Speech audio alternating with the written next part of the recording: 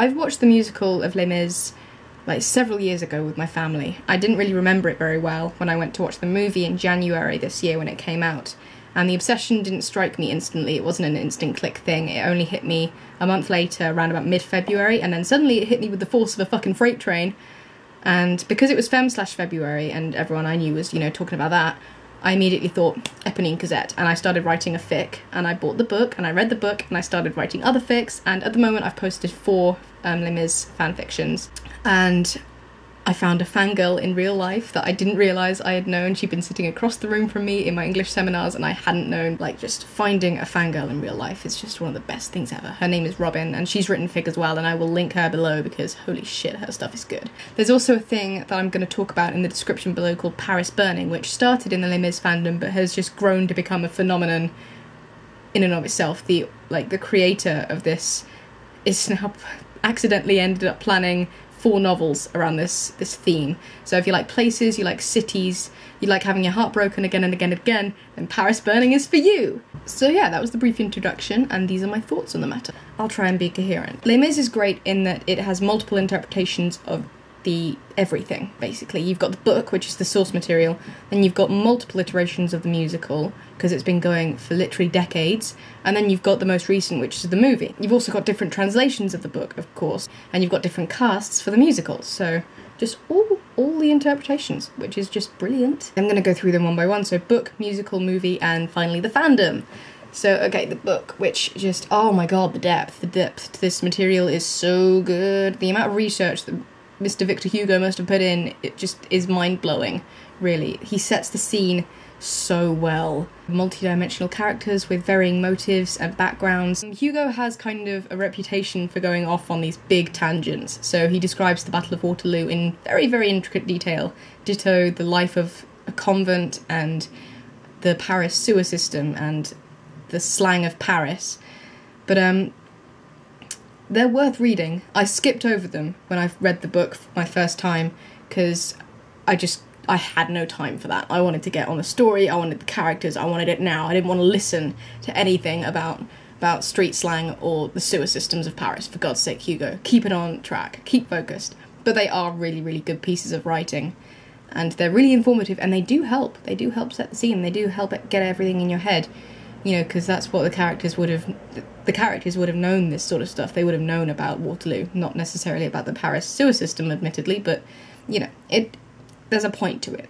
There is a point to it. The amount you get out of the book when reading it is just so good. And I'm going to reread it soon, like all of it, all in one go, not just little pieces like I have been doing, because I just want to absorb it. I just want to sink into it like a hot bath and just let it overwhelm me, and it'll be wonderful. Okay, the musical. Holy shit, I cannot even say enough about the music. That is some powerful freaking music. I mean, there's a reason this is one of the longest running musicals of all time, you know?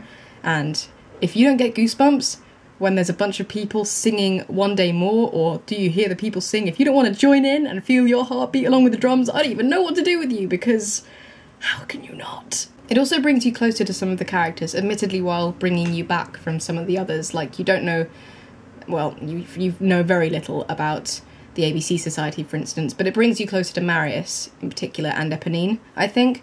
And I like the take the musical has on Marius. The Marius in my head is a kind of meld of the musical Marius, which is, you know, kind of bumbling, sweet, really, really into love at first sight, obviously, and, you know, still a part of the ABC Society, still a revolutionary, which he wasn't really in the book, but with all the backstory that he has in the book, which is really great, like the conflict with his grandfather and stuff, but whatever, we'll put that aside. Oh my god, the music! So the movie, oh, so fucking pretty. I cannot get over how fucking gorgeous this movie is. It's so beautiful. And it has all the pretty faces, doesn't it? I mean, I'm quite shallow when the occasion calls for it, and the movie hits my buttons, I'll tell you that right now. I also like that it mixes references to the book in with the musical. It also brings the material to a wider audience. I came into the Les Mis fandom through the movie, which, you know, a lot of people did. And that's always a good thing. Bringing, you know, the source material to a bigger audience is a good thing. New fans, always a good thing. Fresh blood, you know? Good thing. The fandom, which is the good bit. Full of porn. Like, I've read a lot of porn in Les Mis fandom. It's good. There's good shit. It's also full of meta, like really, really good meta, like character meta and history meta in particular. The level of intelligence in this fandom can be pretty staggering sometimes. I feel very, very outranked, which is, it's nice. It's nice to know that there are, you know, such intelligent people who are, you know, willing to lend their analytical thoughts to the material. It's great. I really like reading stuff like that. I really enjoy it.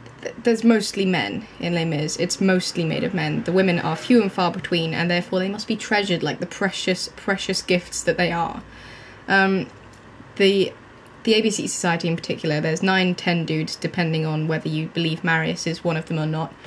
And in fandom, this expands to include Eponine, Cosette, Musachetta, and occasionally Montparnasse.